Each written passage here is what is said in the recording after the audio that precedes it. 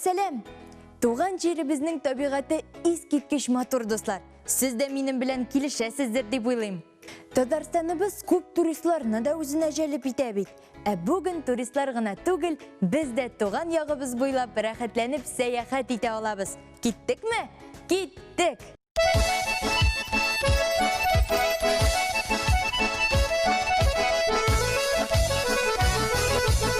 Еңілік Ознақай районына юл тұтабыз. Мұнда Татарстанның ең бейік нұқтасы Шатыр тау орнашқан. Оның биіклігі 321 метрдан артып кете.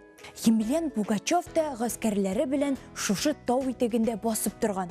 Емельян Пугачевның кім екенін білмейсіз ме? Зыян жоқ, тезден тарих дәріслерінде үйренірсіз.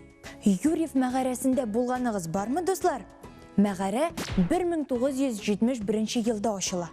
Ләкин оңа 10.000 елдан артық деп фаразлайлар. Оның ұзынлығы 1 шақырымнан артық. Мәғараны узғанларны ғажайып манзара күте. Диңгізлерің бір шетте тұрсын. Біз тез генә селфи ясыйбыз да. Сәяхәтебезне дәвам итәбез. Безне Балташ районындағы Қора күл көтә. Бу күл шыннан да қара түсті. Оның тирәнлеге 8 метрға қадар жете. Қора күл Татарстанда балықшыларның ең яратқан урыны болып санала. Қазан янында урнашқан 3 зәңгәр күлдә киресенчә балық юк. Күлләр бик нык салкында да катмый. Бу күлләрнең суы салкын һәм чиста. Суның температурасы җәйендә, күзендә, кышында, язында бер төсле. +4, +6 градус буларак саклана. Сулыкларның төбендә зәңгәр балчык ята. Күлләрнең атамасы да шуның белән бәйле.